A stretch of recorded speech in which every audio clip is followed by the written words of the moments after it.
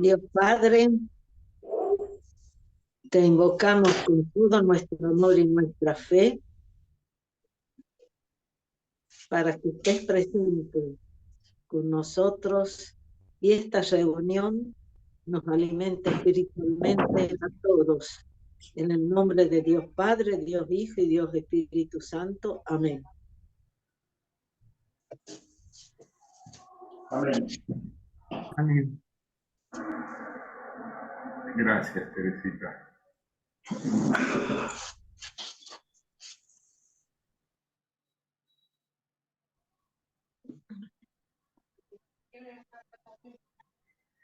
Bueno, yo no quisiera postergar más el comienzo, sobre todo porque me dijo Ángel que Pablo puede hasta las 9 nada más. ¿Es así, Pablo? Y entonces quisiera aprovecharlo mientras lo tenemos en este Zoom, ¿no es cierto? Así que, bueno, escuchamos al doctor Pablo Santiago Furlotti. No sé muy bien cómo presentarte, sé que eres profesor en el Seminario Mayor de Teología de Tucumán, ¿verdad? Y no sé si quieres para presentarte decir algo más, Pablo. Simplemente colaboro desde hace rato trabajando en el diálogo interreligioso con Guillo Zamudio, con Joel, con Raúl, con Ángel Schoenberger, hace años ya, también Teresita, de distintas maneras, colaborando sobre todo desde la parte más académica y de investigación, ¿no? Pero que es un aspecto del diálogo interreligioso, ¿no? Que suma. Bueno, sí, me dedico, mi tarea docente la realizo en el Seminario de Tucumán y en la Universidad Santo Tomás. ¿M? No soy doctor, ¿no? Soy profesor de estas ramas de la filosofía y la teología. Bueno, sin más preámbulos, yo quería compartir con ustedes una exposición, ¿sí? Que había preparado para una ocasión de presentación de trabajos y demás en uno de mis trabajos y me pareció que podía sumar y podía ser interesante. Obviamente el tema es el diálogo interreligioso, pero con una temática que a veces no está suficientemente investigada y que puede ser, digamos, una de los aspectos para acercarse al diálogo entre judíos y cristianos, un diálogo teológico judeo-cristiano. Así que lo que voy a presentar es un trabajo en realidad que es más amplio, voy a sintetizarlo por el tiempo que tenemos, y está centrado en el siguiente tema, la cuestión de la espiritualidad. Muchas veces cuando se aborda el diálogo teológico judeo-cristiano, se centra, ¿no? El diálogo y la temática en cuestiones que tienen que ver con pasajes de la Escritura, con cuestiones que tienen que ver con temas particulares como la alianza, el Mesías, la redención, etcétera. Pero un tema que ya lo había esbozado y que no se desarrolló lo suficiente, lo había esbozado un especialista que él conoce muy bien, que es Franz Mussner, ¿sí? Franz Mussner, en un libro que se llama Tratado sobre los judíos, no sé si por la oscuridad se alcanza a ver, pero bueno, lo estoy poniendo en pantalla, un libro que ya tiene sus años. Este especialista, Franz Mussner, planteaba de que un aspecto en el que se tocan y se relacionan muy profundamente judíos y cristianos es la cuestión de la espiritualidad, de la vida espiritual. Ahora vamos a precisar un poquito a qué nos referimos con eso. Y Franz Mussner, en ese libro, en ese tratado sobre los judíos, planteaba de que este era un camino, una vía para, ¿sí?, profundizar y para crecer en el diálogo judíos y cristianos, ¿no? La cuestión de la espiritualidad. Voy a utilizar lo que plantea Mussner, ¿sí?, de manera muy general, y entonces lo voy a ir desarrollando, ampliándolo para que entendamos qué es lo que este autor plantea. Con el término espiritualidad hace referencia este autor, y creo que es un término que precisamente se refiere a eso, al cultivo que hace el creyente judío o el creyente cristiano de su vida espiritual. Para judíos y para cristianos, los seres humanos, ¿sí?, los miembros de la especie humana, somos seres compuestos de materia y espíritu, es decir, de cuerpo y alma.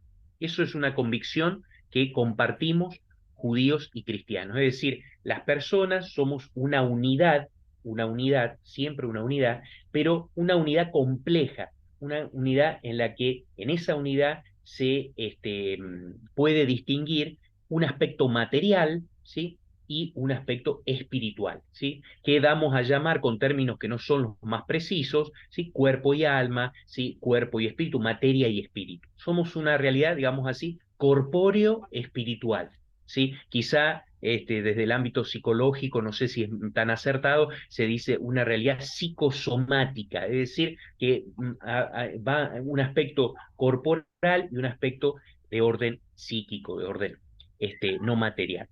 Bien, precisamente porque los seres humanos somos realidades corporales y espirituales, hay toda una dimensión del cristianismo y del judaísmo que intenta cultivar la dimensión espiritual de la persona. Noten ustedes lo siguiente, y creo que van a coincidir conmigo, que es muy común desde hace unos años, es muy común y cada vez se hace más frecuente, las personas que cuidan muchísimo su alimentación corporal. Vieron que es increíble cómo, por lo menos aquí en Argentina, ahora los productos, los envases donde vienen los productos alimenticios tienen etiquetas negras que nos indican las calorías, nos indican si tienen azúcar, no tienen azúcar. Y noten ustedes que muchísima gente se ha vuelto experta, ¿sí?, conocidos nuestros, piensen los conocidos, en qué alimentos suben los triglicéridos, qué alimentos no suben el colesterol, no suben el colesterol, cuáles son más sanos, cuáles tienen gluten, cuáles no tienen gluten. En fin, es decir, algunos saben qué alimentos consumir, digamos, si son vegetarianos, si son... Es decir, hay como un cuidado bastante notorio sobre la cuestión de cómo alimentamos nuestro cuerpo. Y eso no es una crítica, es simplemente una observación de lo que está sucediendo, ¿sí? Se nota mucho, por lo menos en Argentina y a veces con la gente que uno se relaciona, que hay un cuidado muy, muy detallado en qué ingerimos y de qué manera nos nutrimos para cuidar nuestro organismo y nuestra salud corporal. Ahora yo les pregunto lo siguiente, ¿tenemos el mismo cuidado para conocer nuestra dimensión espiritual? ¿Tenemos el mismo cuidado para alimentar nuestra vida espiritual? ¿Sí? Creo que muchas veces, por lo menos desde mi experiencia personal, hay muchísimas personas que cuidan, y me parece bien, no lo estoy haciendo una crítica, que cuidan muy bien su cuerpo, muy bien su alimentación, su organismo, pero pocas son las personas que cuidan su vida espiritual. O sea, la dimensión espiritual de la persona es algo que tiene que ser cuidado y cultivado. Bueno, precisamente al cultivo de nuestra vida espiritual, al desarrollo de nuestra vida espiritual, lo llamamos con una palabra que no sé si es la más precisa, pero que nos ayuda, que es la espiritualidad, ¿sí? Es el cultivo de nuestra vida espiritual, el cultivo, de alguna manera, el alimentar nuestra vida espiritual. Mañana es el último día para retirar la Noten, tengo que conocer por 3 meses. Pero mañana es el último día de la vacancia. hay una intervención. ¿Sí? Bueno, Sí, Jorge, no sé si está prendido el micrófono, se escucha lo que están hablando. Bueno, bien. les quería comentar precisamente con respecto a esto. Hay una serie de textos del Tanaj, es decir, del Primer Testamento, de lo que nosotros llamamos Antiguo Testamento, y del Nuevo Testamento, que usan esta metáfora, esta comparación simbólica de nutrir o alimentar nuestra vida espiritual. Miren, les traigo a continuación una serie de textos que tengo presentado aquí en el trabajo. El libro del profeta Amós. En el capítulo 8 del libro del profeta Amós, hay un texto que dice lo siguiente: vendrán días, oráculo del Señor, en que enviaré hambre sobre el país, pero no hambre de pan ni sed de agua, sino hambre de escuchar la palabra del Señor. Se arrastrarán de un mar a otro e irán errantes del norte al este, buscando el alimento de la palabra del Señor. Noten cómo en ese texto el profeta Amós, alimentar espiritualmente nuestro ser con la palabra de Dios es como una metáfora que aparece, ¿sí? El nutrir nuestra vida espiritual. O, por ejemplo, el Salmo 42 que dice, como la sierva sedienta busca las corrientes de agua, así mi alma suspira por ti, mi Dios, mi alma tiene sed de Dios, ¿sí? Del Dios viviente. Noten ustedes que usa la metáfora del tener hambre y tener sed, pero no se refiere a lo físico, al hambre y sed física u orgánica, sino que estos textos se refieren al hambre y sed espiritual. Jesús también en el Evangelio de Juan dice, el que beba de esta agua, le dice a la mujer que está junto al pozo de Jacob, el que beba de esta agua tendrá nuevamente sed, pero el que beba del agua que yo le daré, nunca más volverá a tener sed. El agua que yo le daré se convertirá en él en un manantial que brotará para la vida eterna. Otra vez el juego de la sed, sed orgánica y la sed espiritual. Jesús también dice, en otro texto, dice, ustedes me siguen y me buscan porque, no porque vieron signos, sino porque han comido pan hasta saciarse. Esto le dice a los seguidores después de la multiplicación de los panes. Y Jesús termina diciendo, trabajen no por el alimento perecedero, sino por el que permanece hasta la vida eterna.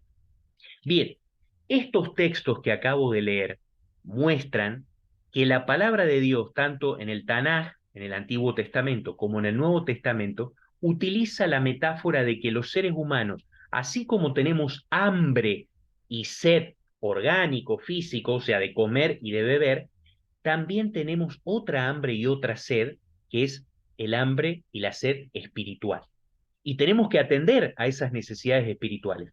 Bueno, atender a esas necesidades espirituales, atender a esa hambre y sed espiritual que los seres humanos tenemos, a eso precisamente llamamos la espiritualidad, la vida espiritual, desarrollo de la vida espiritual.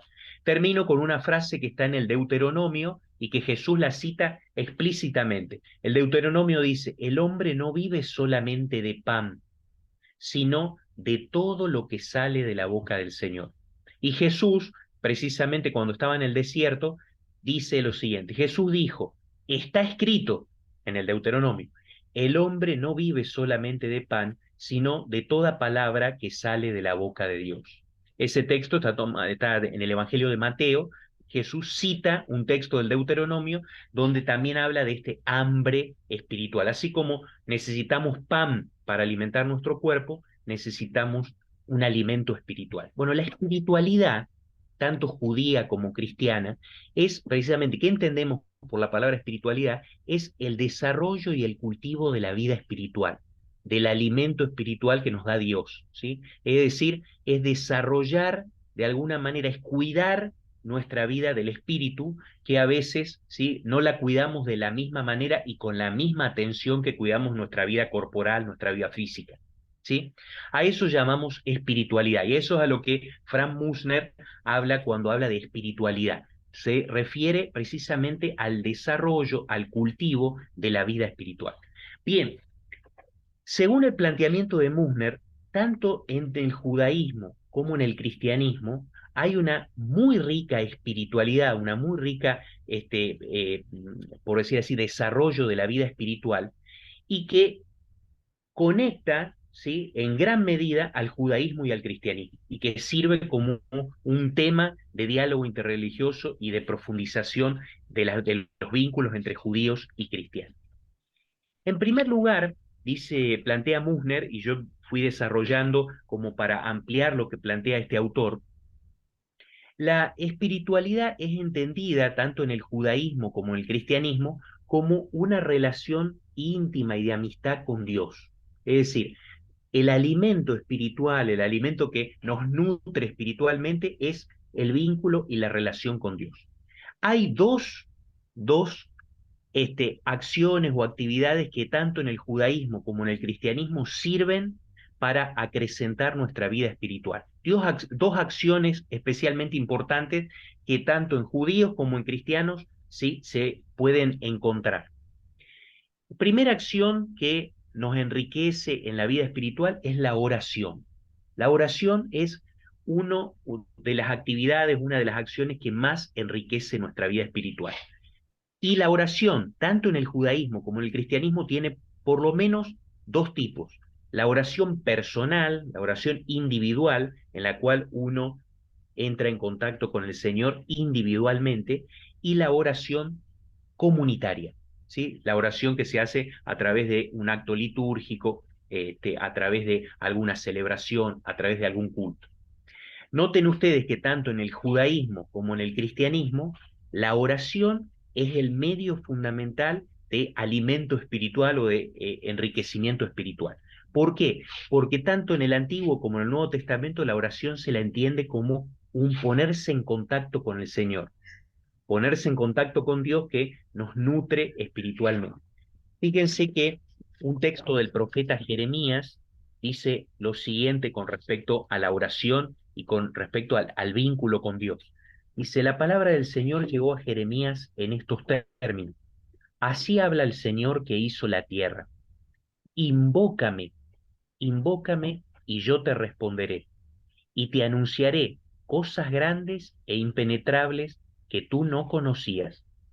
Yo, dice el Señor, voy a cicatrizar tu llaga y la voy a sanar.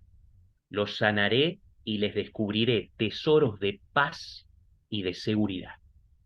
Precioso texto, ¿no? Donde el profeta invita a los miembros del pueblo hebreo a invocar al Señor, a ponerse en contacto con el Señor. ¿Por qué? Porque en esa oración Dios sana, Dios cura y Dios nos revela tesoros de paz y serenidad. Precioso. Salmo 145 también dice lo siguiente: el Señor está cerca de aquellos que lo invocan, ¿m? A través de la oración, de aquellos que lo invocan sinceramente. ¿M? Y en el Nuevo Testamento, el apóstol Pablo, judío, ¿sí? Si lo hay del Nuevo Testamento, dice, oren sin cesar en la primera carta a los tesalonicenses. Den gracias a Dios en toda ocasión. Esto es lo que Dios quiere de todos ustedes. ¿M? Entonces, la oración, tanto en el Antiguo como en el Nuevo Testamento, tanto para judíos como para cristianos, es uno de los medios fundamentales de crecimiento espiritual de los creyentes, del creyente judío y del creyente cristiano. La oración es como una especie de contacto con Dios que nos va nutriendo espiritualmente. Ahora, la oración no es solo en su modalidad personal, individual, sino también la oración comunitaria. Nótense que hay un montón de pasajes, no quiero abundar para que no se extienda, hay un montón de pasajes, tengo aquí una serie de hojas con distintos textos y demás que había preparado para esta exposición que les contaba, muchísimos pasajes del Antiguo y del Nuevo Testamento, del Primer y Nuevo Testamento, en donde se habla de que el pueblo se reúne a orar, ¿sí? Juntos, los creyentes, judíos, cristianos, oran al Señor y se ponen en contacto con el Señor. Y Jesús, siguiendo con esa tradición de orar comunitariamente, plantea que precisamente donde hay dos o tres reunidos en el nombre del Señor, el Señor está en medio de ellos. Es decir, la oración no solamente es una oración individual, personal, sino también oración comunitaria. Tanto en el judaísmo como en el cristianismo, la oración es uno de los medios fundamentales para nutrir la vida espiritual.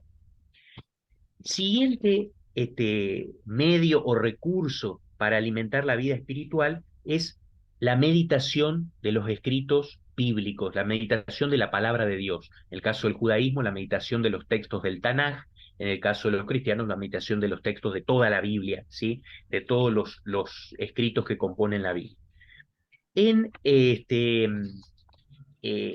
una de sus cartas, Pablo dice lo siguiente, ¿sí? Refiriéndose precisamente a su práctica judía de meditar los textos bíblicos, dice lo siguiente, la carta a los romanos. Recuerden que la carta a los romanos, de las 7 cartas que se consideran escritas de puño y letra de Pablo, es la más extensa, la más enriquecida en su contenido y quizás la última que escribió, es como una especie de testamento espiritual.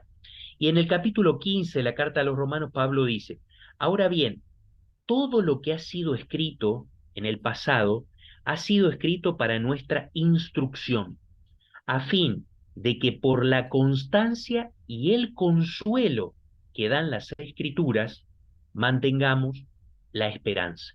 ¿Sí? Fíjense esta idea de que la palabra instruye, pero también nos da constancia y consuelo para mantener nuestra esperanza puesta en el Señor. Y más adelante, ¿sí? un discípulo de Pablo dice lo siguiente, toda la escritura está inspirada por Dios y es útil para enseñar y para argumentar, para corregir y para educar en la justicia, a fin de que el hombre de Dios sea perfecto y esté preparado para hacer siempre el bien. ¿Mm? Es decir, los textos de la Escritura, la meditación de la Escritura inspirada por Dios, nos enseña, nos educa y nos prepara para hacer el bien. ¿Mm? Este es otro medio fundamental que en el judaísmo y en el cristianismo, ¿sí?, se utiliza como medio de crecimiento espiritual y de desarrollo de la espiritualidad, la meditación de los textos bíblicos. A este respecto, ¿sí?, yo voy a traer a colación un texto de este autor que se llama Moisés Maimónides, es un autor del siglo XII, escribió una obra que tengo aquí traducida al castellano, muy importante, que se llama La Guía de Perplejos, ¿sí? Una obra muy interesante, muy enriquecedora, ¿sí? Muy enriquecedora para judíos y para cristianos. Moisés Maimónides, en uno de sus pasajes de La Guía de Perplejos, habla precisamente de cuál es la finalidad tanto de la oración como de la lectura de los escritos bíblicos. Y fíjese, siglo XII, ¿sí? Maimónides, un gran sabio muy venerado dentro del judaísmo, dice lo siguiente, la oración y la meditación de los textos bíblicos tienen por finalidad hacernos pensar en Dios, hacernos amar a Dios y hacernos temer al Señor, ¿sí? Acuérdense que el temor al Señor en los escritos bíblicos no es un terror, de horror y demás, sino una cuestión de respeto hacia la santidad del Señor.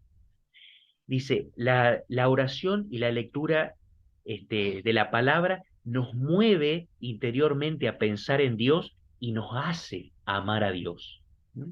Interesante lo de Maimónides. Es decir, tanto la oración como la meditación de los escritos bíblicos son como una especie de alimento espiritual que, fíjense, es como que dirigen nuestras capacidades intelectuales, nuestras potencias, las dirigen a Dios para conocerlo, para pensar en él y para amarlo. ¿Mm? Bien, y junto a este texto de Maimónides, ¿sí?, traigo también a colación el texto que él refería al respecto de Franz Mussner. En el Tratado sobre los Judíos, Franz Mussner es un teólogo cristiano católico que escribe un libro sobre el judaísmo, ¿sí?, el Tratado sobre los Judíos. Y él rescata en este libro también precisamente la importancia que tiene tanto para la tradición judía como para la tradición cristiana la oración individual y comunitaria y la lectura y meditación de la palabra para enriquecimiento de la vida espiritual. Entonces, él hace un recorrido en este trabajo sobre distintos pasajes bíblicos en los cuales aparece precisamente eh, narrado o relatado momentos en que el pueblo hebreo juntos, todos juntos, rezan a Dios, ya sea para dar gracias, para pedir, etcétera, es decir, para entrar en comunión con Dios. También, ¿sí?, traigo a referencia, esto como para enriquecer desde distintas tradiciones lo que estamos diciendo, ¿sí?, traigo a referencia un texto que nos regaló a varios de nosotros, Raúl y Joel, que son unas reflexiones de Menachem Mendel Schneerson, que es el Rebbe, conocido como el Rebbe para Raúl y para Joel, siempre lo llaman de esa manera. Bueno, también en este libro de reflexiones, el Rebbe tiene un capítulo que no tiene desperdicio, dedicado al tema de la unión con Dios, ¿sí?, la unidad con Dios. Y ahí plantea precisamente que en la tradición judía es importantísimo para esa unidad con Dios, ¿sí?, para ese vínculo con Dios, la oración y la meditación, reflexión de los escritos del Tanaj. Entonces, desde distintas fuentes vemos, desde la Sagrada Escritura y de distintos pensadores judíos y cristianos, la importancia que ha tenido en la espiritualidad judía y en la espiritualidad cristiana la oración y la meditación de la palabra como camino de enriquecimiento espiritual, de alimento espiritual.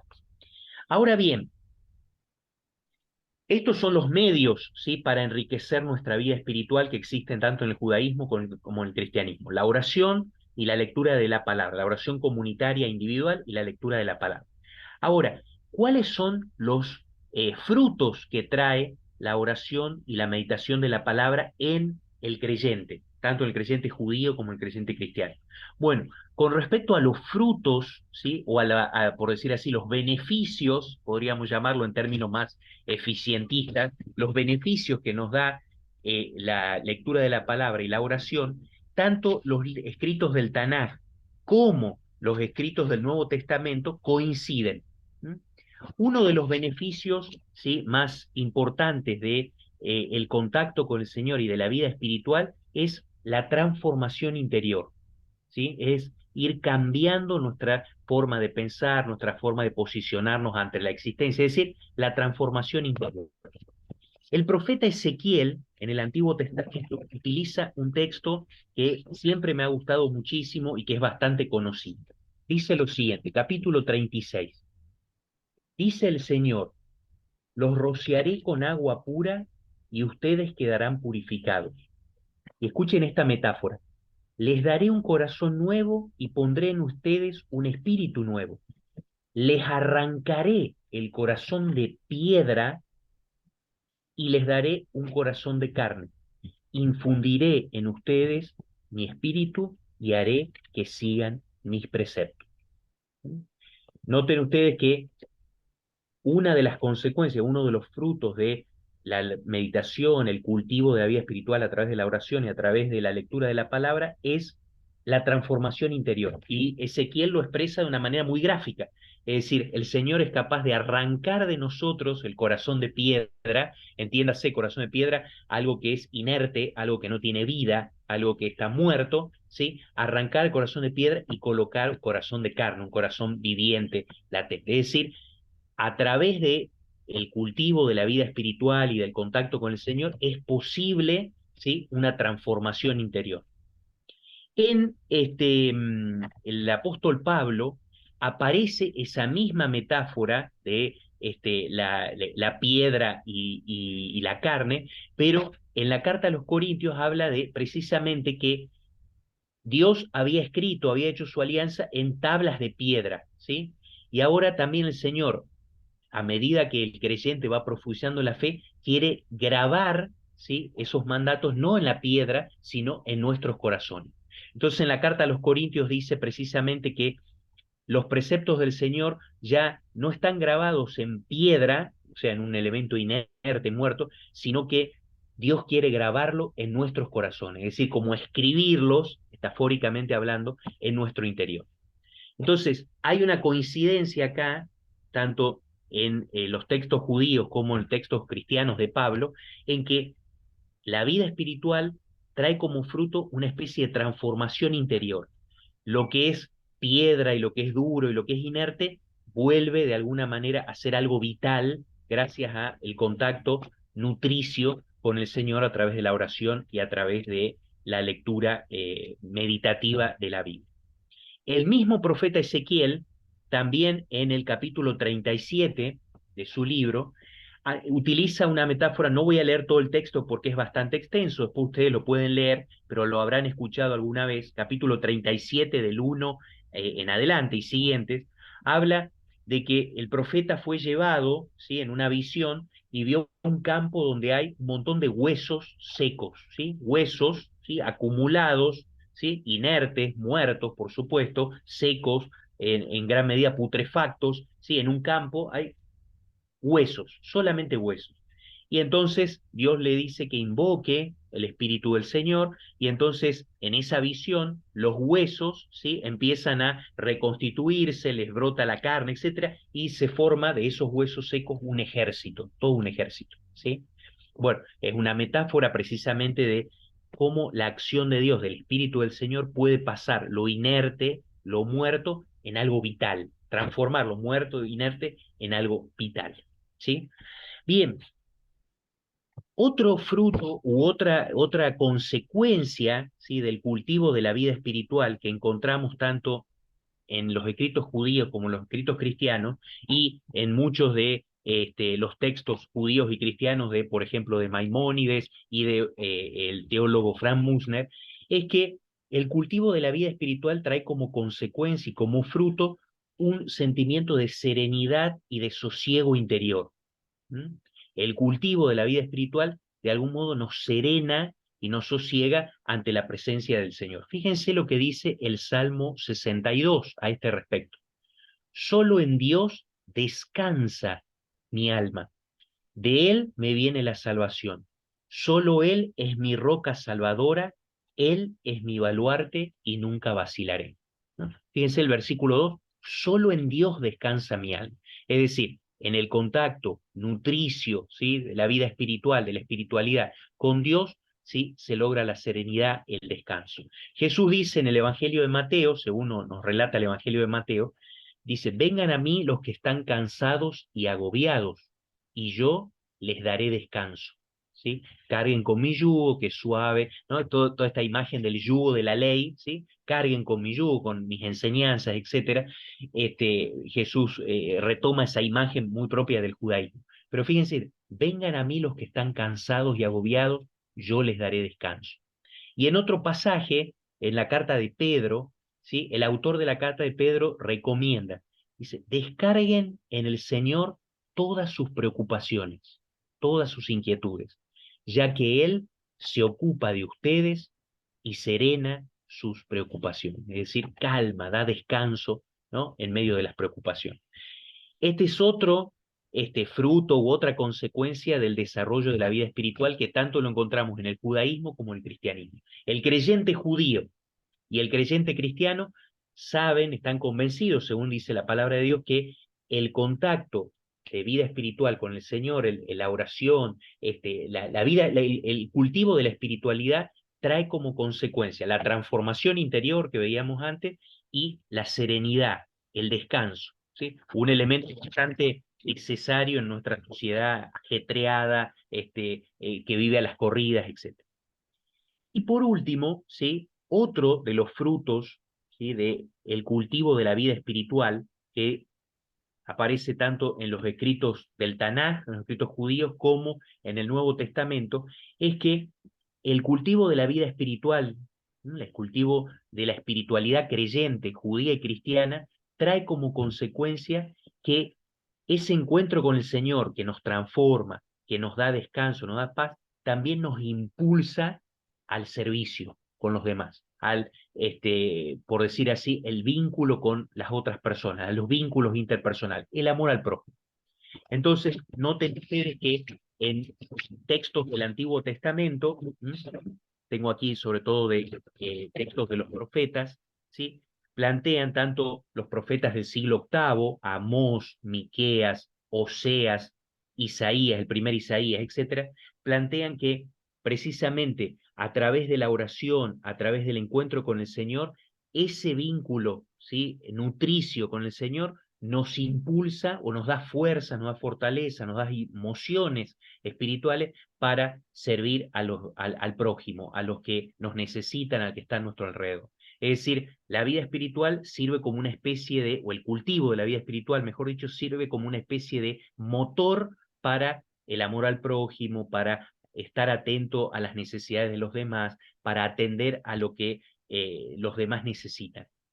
En el Nuevo Testamento, ¿sí?, en la carta a los Romanos, nuevamente, un texto fundamental de Pablo, también a partir del capítulo 12 de la carta a los Romanos hasta el final, ¿sí?, Pablo insiste en que el encuentro, la vida espiritual, ¿sí?, nos lleva a volcar toda esa riqueza espiritual en el servicio a los demás. Entonces, en todo el capítulo 12 hasta el 15, Pablo desarrolla toda su dimensión moral, digamos, de la vida de fe, y plantea de que la vida del espíritu, la vida espiritual, sirve como una especie de motor o de impulso que nos lleva al servicio. En la carta a los Gálatas también, ¿sí?, que tiene temas vinculados, carta a Romanos, carta a los Gálatas están vinculados, Pablo habla de los frutos, ¿sí?, de la vida espiritual, de los frutos de la vida en el espíritu. Y uno de esos frutos es precisamente la caridad. Pablo habla de que los frutos del espíritu son alegría, paz, ahí está lo que hablábamos antes, serenidad, paz, gozo, etc. Y también el fruto más significativo es la caridad, ¿no?, el vínculo con los demás. Entonces, ¿sí?, recapitulando, tanto para el judaísmo como para el cristianismo, ¿sí?, el ser humano es un ser compuesto de materia y espíritu, pero muchas veces cultivamos y cuidamos nuestra vida física, nuestra vida material, pero nos olvidamos de nuestra vida espiritual. Tanto en el judaísmo como en el cristianismo se habla de la necesidad de cultivar la vida espiritual. Y la metáfora que más se utiliza, como hemos visto, es la metáfora del tener hambre y sed, ¿sí? Hambre y sed de la palabra de Dios, hambre y sed, ¿no? Como la sierva tiene sed, ¿sí?, así tiene mi alma de Dios, etc. Es decir, tanto los textos judíos como los textos cristianos que encontramos en la Biblia coinciden en esta metáfora o en esta imagen, que así como tenemos hambre y sed física, material, también tenemos hambre y sed espiritual, y que tenemos que atender a esa hambre y sed espiritual para saciarla, para dar respuesta a esa necesidad o a ese hambre y sed de la palabra de Dios. ¿Cómo alimentamos o cómo de alguna manera nutrimos nuestra vida espiritual, la espiritualidad? Bueno, tanto en la espiritualidad judía como en la espiritualidad cristiana coinciden que la forma o la manera o los medios para nutrir la vida espiritual son la oración y la lectura meditativa de la palabra de Dios. Esos son como dos medios privilegiados. Y tanto la oración como la lectura meditativa implican un ejercicio individual, uno puede rezar individualmente o leer la palabra de Dios individualmente, pero también de manera comunitaria. Tanto en el judaísmo como en el cristianismo hay momentos de oración comunitaria, momentos de lectura de la palabra comunitaria. Esos son como los dos medios privilegiados para cultivar, para saciar el hambre y sed espiritual, la oración y la lectura meditativa de los textos bíblicos. ¿Y cuáles son los frutos? ¿Sí? ¿Cuáles son los beneficios que nos trae el cultivo de la vida espiritual y la espiritualidad? También el judaísmo y el cristianismo coinciden, ¿sí? Primer beneficio, que la vida espiritual cultivada, el contacto con el Señor, nos trae una transformación interior, cambia nuestro interior, cambia nuestra forma de pensar, nuestra forma de ver las cosas, es decir, nos cambia. Y ahí está esa metáfora de corazón de piedra, corazón de carne, etcétera, que hemos leído y compartido. Otra de las consecuencias es que el desarrollo de la vida espiritual o el cultivo de la vida espiritual genera serenidad, descanso en el creyente. Tanto en los textos del Antiguo Testamento como del Nuevo encontramos en los Salmos y en muchos textos la idea de que entrar en contacto con el Señor a través de la oración y de la lectura de la palabra nos serena, nos calma, nos hace encontrar paz, ¿sí?, en nuestro interior. Y por último, el tercer beneficio, por decir así, o fruto que trae el cultivo de la vida espiritual es el impulso a ponernos al servicio de los demás, es decir, la caridad, el amor al prójimo. El cultivo de la vida espiritual, el contacto con el Señor a través de la oración y a través de la lectura de la palabra, sirve como una especie de motor que nos impulsa, que nos catapulta, que nos lleva a el servicio a los demás. Que no se sostendría ese servicio a los demás, ese servicio que hacemos a los otros, si no está nutrido y alimentado por este contacto espiritual a través de la oración y de la palabra de Dios. Entonces, después de este rápido recorrido, podemos concluir, al menos unas conclusiones provisionales, que aquella intuición o observación de Frank Musner en el Tratado de los Judíos, de que la espiritualidad es un tema que puede dar un punto de contacto entre el judaísmo y el cristianismo para un diálogo teológico mucho más amplio, es verdadera o es en gran parte acertada. Es decir, es cierto que si uno empieza a indagar, ¿sí?, quizás de manera más profunda de como lo hice yo, ¿sí? Pero y va indagando en la tradición judía y la tradición cristiana, hay muchísimos puntos de contacto con respecto al tema del cultivo de la vida espiritual, con respecto a la espiritualidad. Hay muchísimos puntos de contacto. Son más los puntos de contacto, podríamos decir, que las diferencias que hayamos. Y ese podría ser una vía o un camino para un diálogo teológico más profundo, porque obviamente que todo esto que yo he expuesto recién lo podemos ir tratando cada uno de esos puntos en, con mucho más detenimiento y con mucha más atención. O sea que la cuestión de la espiritualidad, de la vida espiritual judía y cristiana, es algo, un punto de contacto entre las dos religiones que puede contribuir al diálogo interreligioso y que creo que no ha sido suficientemente explotado. Yo coincido con Frank Musner en que falta todavía seguir profundizando y creo que en esto nos podemos ayudar mutuamente, porque tanto judíos como cristianos, creyentes de las dos religiones, estamos de acuerdo y compartimos la convicción de que es necesario cultivar la vida espiritual, ¿sí? Es decir, la vida espiritual es una dimensión esencial de la persona. Así como cuidamos el cuerpo, tenemos que cuidar el espíritu. En eso, judíos y cristianos estaremos de acuerdo. Bueno, precisamente, ¿cuáles son las maneras para enriquecer la vida espiritual y cuáles son los frutos de la vida espiritual? Son temas que pueden dar para un diálogo teológico mucho más profundo del que yo he expuesto de manera muy breve y concisa. Y para terminar, quiero leer un salmo que en el cristianismo es muy caro y muy sentido, ¿sí? Y que se lo utiliza mucho en la liturgia de las horas, pero que está tomado del Tanaj de los judíos, o sea, no es de un escrito cristiano, sino que es del judaísmo, pero que los cristianos también lo han hecho suyo, y creo que los rezamos todos en la oración, que es el Salmo 139, que es un salmo donde manifiesta la profundísima espiritualidad que tiene el salmista que ha compuesto este salmo, supongamos que fue David, no sabemos, pero el salmista que ha compuesto esta poesía, que es el Salmo 139, realmente manifiesta una profundísima vida espiritual. Escuchen, les pido que presten especial atención a la poesía y la riqueza de este salmo. Dice así: Señor, tú me sondeas y me conoces. Tú sabes si me siento o me levanto. De lejos percibes lo que pienso. Te das cuenta si camino o si descanso. Y todos mis pasos te son familiares. Antes que la palabra esté en mi lengua, tú, Señor, la conoces plenamente. Me rodeas por detrás y por delante, y tienes puesta tu mano sobre mí. Una ciencia tan admirable me sobrepasa. Es tan alta que no puedo alcanzarla. ¿A dónde iré para estar lejos de tu espíritu? ¿A dónde huiré de tu presencia? Si subo al cielo, allí estás tú. Si me tiendo en el abismo, estás presente.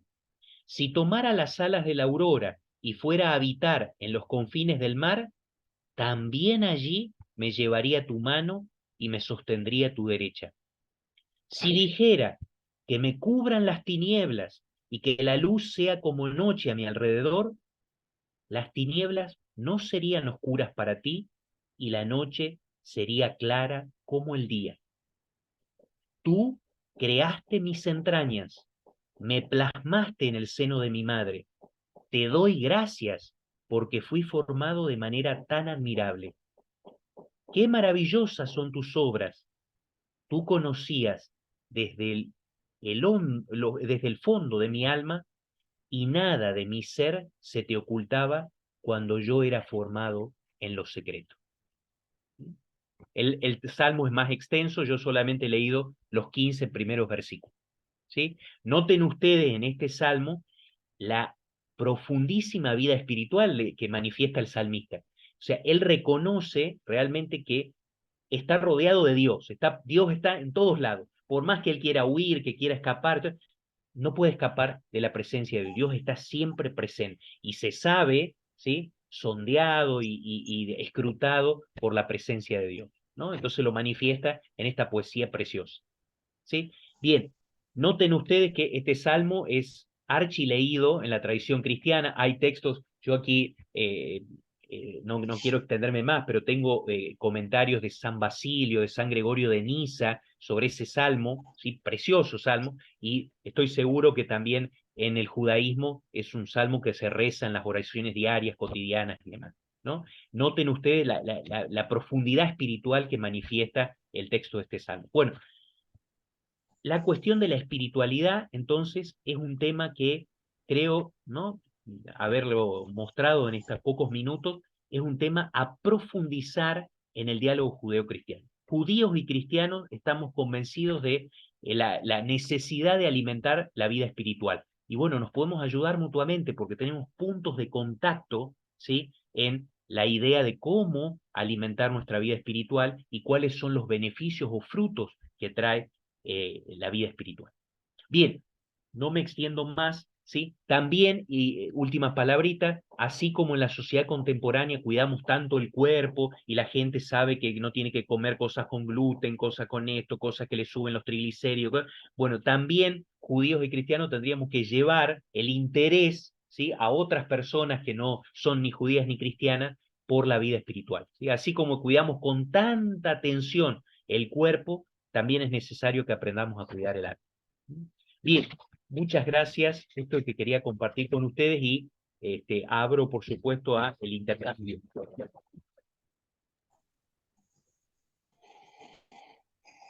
Muchas gracias, Pablito. Extraordinario. Permítame, Marcelo, voy a...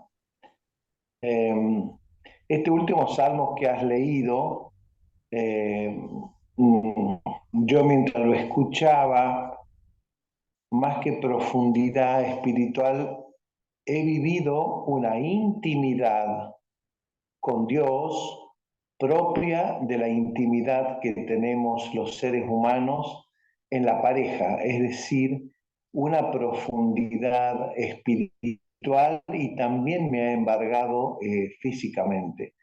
Así que gloria a Dios por eso. Y no cabe duda, Pablo, que tu propuesta tiene que dejar ya la puerta abierta, porque ¿en qué podemos parecernos cada vez más dos hijos del mismo padre? Dos hijos del mismo padre que van mamando, que van alimentándose del mismo padre, tienen que ser muy parecidos entre sí, judíos y cristianos, alimentándonos del mismo padre. Gloria a Dios. Muchas gracias, Pablito.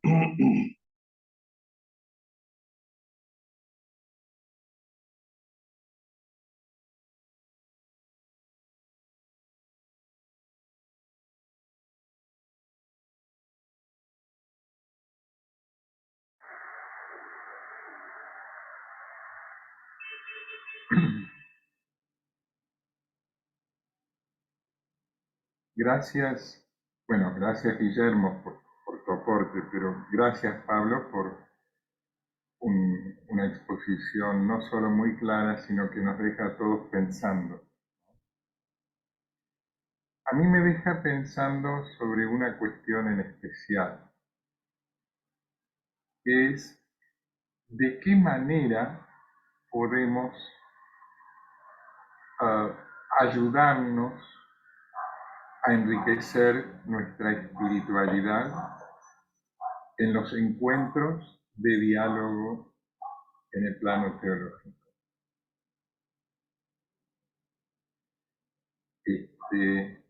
Entiendo que eso sucede, pero me gustaría preguntarte si se te ocurre alguna técnica, algún dispositivo, algún abordaje especial que podamos implementar en los encuentros, como por ejemplo leer un salmo. Ya Guillermo recién acaba de dar testimonio de lo que le produjo a él escuchar ese salmo. Entonces, podría ser, no sé, ¿se te ocurre alguna manera en cómo podemos de esta descripción que nos has hecho y de esta comprensión que nos das de que el diálogo teológico puede avanzar hacia la espiritualidad, hacia el desarrollo de lo espiritual, hacia nutrir nuestra espiritualidad. ¿Cómo hacerlo? ¿Tienes pensado algo, alguna idea que quieras compartir o estoy exigiendo demasiado en este momento, Pablo? No, agradezco lo que compartes. Yo considero que, como bien muestra Maimónides, ¿sí? En el texto que leí, y después también la tradición cristiana, el mismo Pablo en sus cartas, una de los medios, ¿sí? De los instrumentos que utiliza tanto el judaísmo como el cristianismo para alimentar su vida espiritual es la lectura individual y comunitaria, la lectura meditativa de los escritos, ¿sí? De los escritos que consideran palabra de Dios. Bueno, judíos y cristianos compartimos, ¿sí? Una gran cantidad de escritos. Los escritos que componen el Tanaj están dentro de lo que llamamos el Primer Testamento o el Antiguo Testamento. Entonces, una forma, creo, de juntos compartir en este espacio y demás, es poder compartir una serie de textos, ¿sí? Que tanto judíos y cristianos lo consideramos palabra de Dios, y meditarlos juntos, así como este salmo lo hemos compartido, pero no lo hemos meditado, solamente lo utilicé como un cierre de lo que estaba exponiendo. Lo podemos utilizar para meditarlo, reflexionarlo, compartir lo que nos suscita cuando leemos ese texto. Yo recién les compartía, a mí siempre me pareció muy gráfica, desde chiquito estoy hablando, porque es un texto que lo he escuchado de mis padres, esa imagen del profeta Ezequiel que saca el corazón de piedra y le mete un corazón de carne. Es tan gráfica, tan visual, ¿sí? Y obviamente es metafórica, no es que pase, pero quiere mostrar de alguna manera cómo Dios transforma nuestra interioridad, y lo hace de una manera muy gráfica, ¿no? Nos saca, nos arranca el corazón de piedra y nos pone un corazón de carne. Bueno, ese tipo de textos creo que los podemos compartir juntos, judíos y cristianos, y alimentar nuestra vida espiritual en la reflexión y la meditación de textos que consideramos palabra de Dios, ¿no? A ver, no es una técnica, no es un método. Se me ocurre que justamente si ese es uno de los medios que la tradición judía y la tradición cristiana siempre han utilizado, la lectura meditativa de la palabra de Dios, creo que podría ser algo que se pueda hacer en conjunto.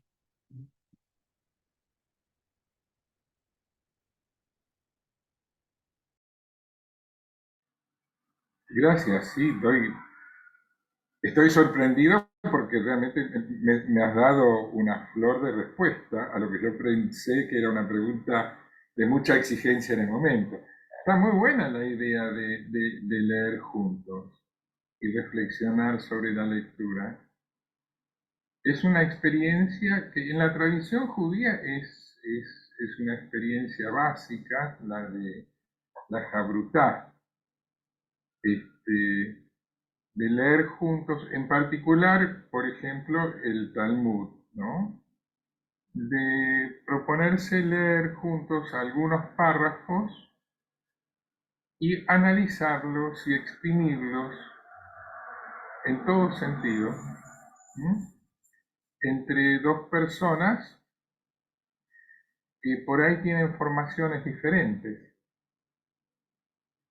Esa experiencia de la lectura compartida, simultánea, con más reflexión, interrogar al texto, hacer cada uno de abogado del diablo frente al otro, hay diferentes técnicas, ¿no? Podría ser.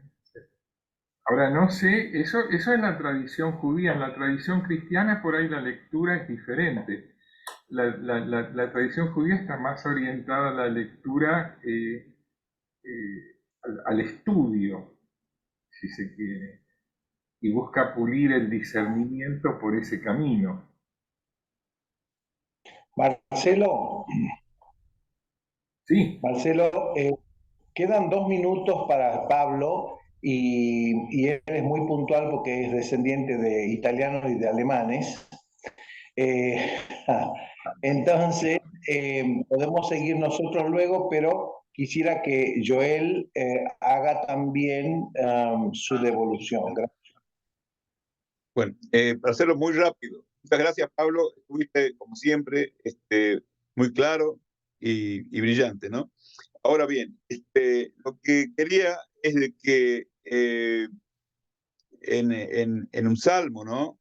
Que dice, llámenme y les responderé a Dios. Es decir, el llamado y la, y la respuesta de Dios es también un compromiso a actuar como Dios quiere. Es decir, a ser responsable por el prójimo. Yo pienso que ese es el mensaje que vos estás tratando, que vos estás dando, y que creo que es el mensaje central de las Sagradas Escrituras, ya sea judía o cristiana, ¿no? La transformación interior, bueno, es la transformación del corazón de piedra en corazón de carne, y que Dios mismo lo va a hacer, pero tiene que tener nuestra iniciativa, nuestra colaboración. Si nosotros no queremos, Dios no lo va a hacer.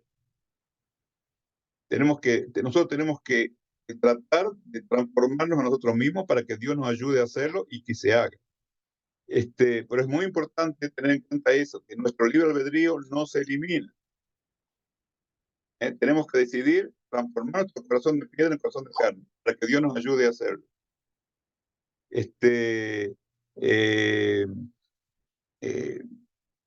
Una de las formas de expresar eso también es el servicio al prójimo, ¿no? El amor al prójimo, que por supuesto enriquece nuestra vida espiritual.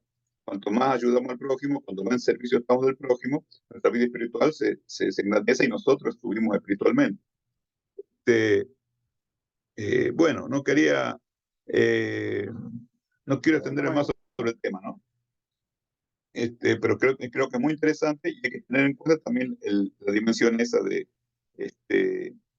del amor al prójimo, como proceso de transformación del corazón de piedra en corazón de carne. La iniciativa siempre es nuestra y Dios nos va a ayudar después, pero nosotros tenemos que decidir hacerlo. Y eso creo que es importante en el judaísmo y que también en el cristianismo. Depende de nosotros. Somos imagen y semejanza de Dios, como siempre lo digo.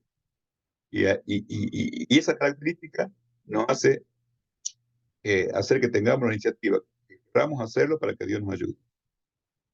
Bueno, hasta acá nomás no quiero tener más.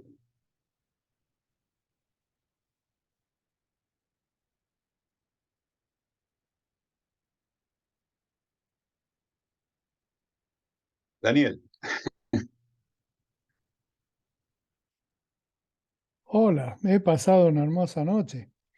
Estaba pensando, por eso me reía solo, porque el que solo se ríe de sus picardías se acuerda. Dice que en los encuentros que tenemos con nuestros hermanos de mi propio palo, yo soy pastor evangélico, bautista, hablamos de política.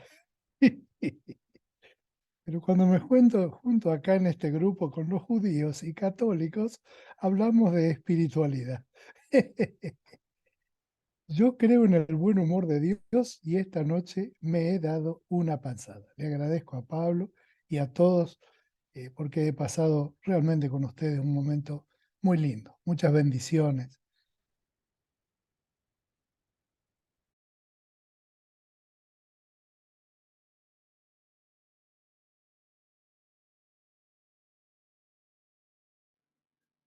Jorge y Teresa, ¿quieren hacerle una devolución a Pablo?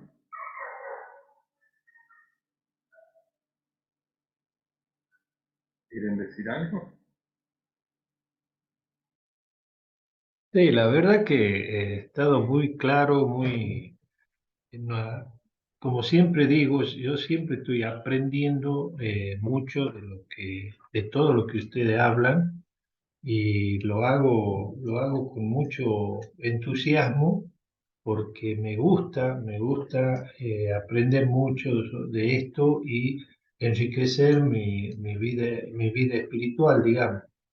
Así que Pablo está muy agradecido y y excelente tu exposición.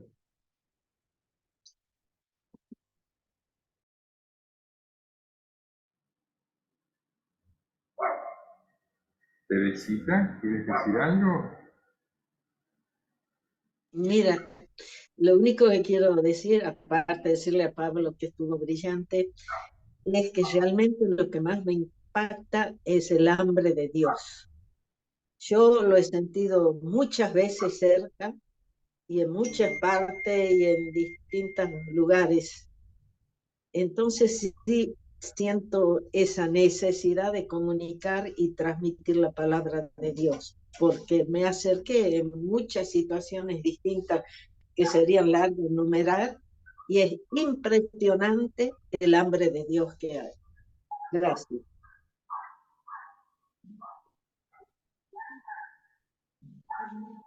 Yo quisiera agregar de que es muy interesante el tema, lo último que dijo Pablo con respecto a que para enriquecernos nosotros espiritualmente, hagamos ese tipo de lectura y meditación de la palabra, ya sea tanto del Antiguo Testamento como del Nuevo, y ver las similitudes que hay en todo su aspecto, ¿no?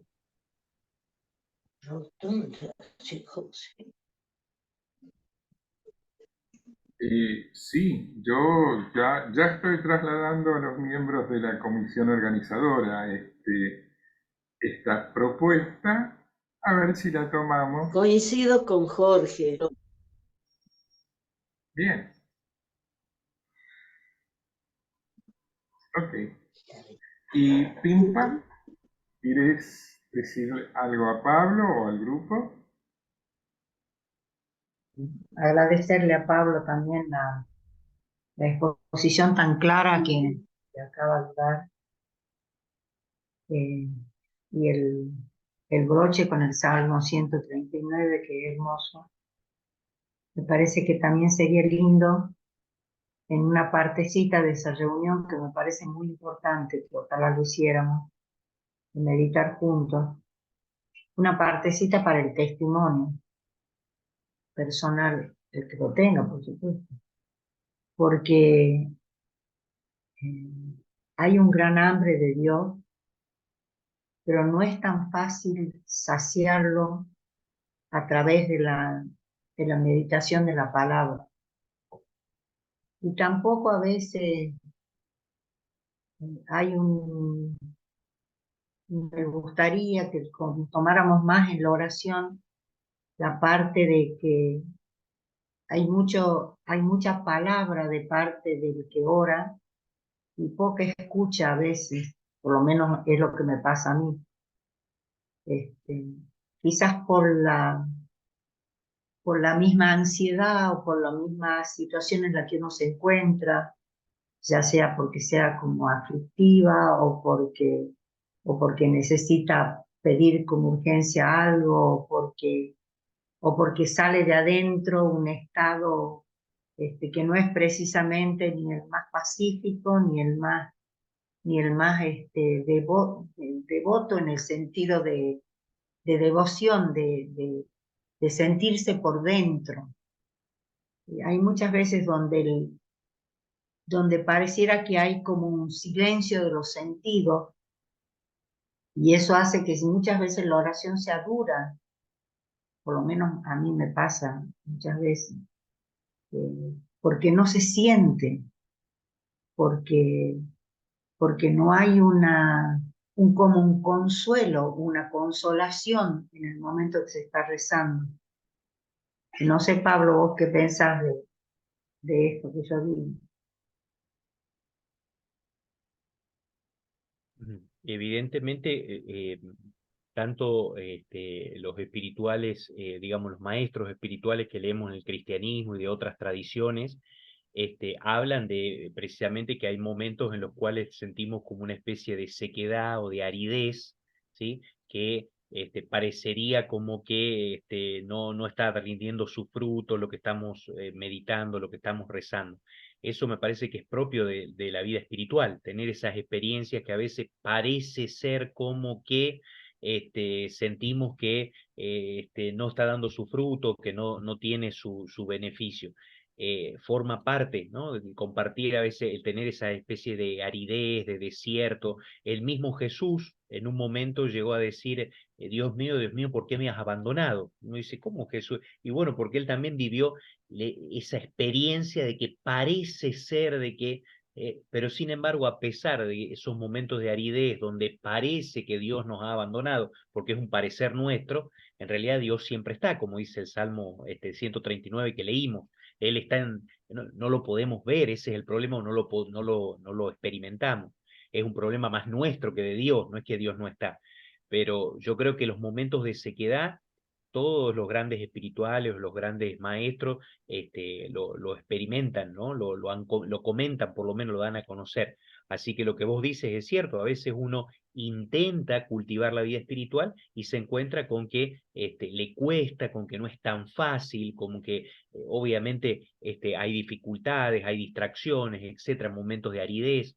Bueno, creo que forma parte de la vida. Lo importante es, aún en esos momentos, ¿sí?, ponerlos en manos de Dios.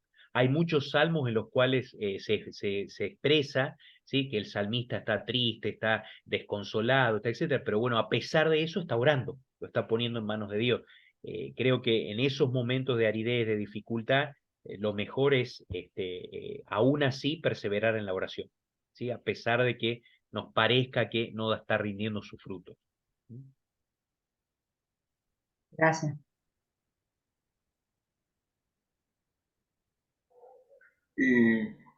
Bueno, yo pido disculpas, pero es 9:10, ¿sí? Me tengo que retirar. Obviamente que no significa que se termina la reunión, simplemente yo me tengo que retirar. Nos mantenemos en contacto y bueno, y le agradezco esto que hemos compartido. Los saludo. Chao, hasta luego. Muchas gracias, Gracias, Pablo. Pablo. Excelente. Muchas gracias. Chao, hasta luego. Gracias. Ya terminó. Muchas gracias.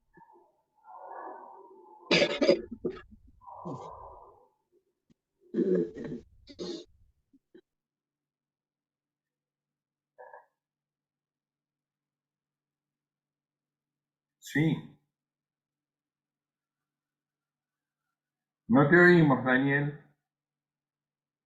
Está muteado. Ahí. Sí, propongo, vayámonos, porque esto está en su punto justo y quizá no hay nada más que agregarle. Yo los bendigo en el nombre del Señor a todos. Le agradezco la oportunidad. Ha sido un momento precioso para todos y espero poder seguirlos acompañando. Amén, amén. Amén, amén. Muchas gracias. Amén. Igualmente de parte. Muchas gracias por compartir. Bueno. No.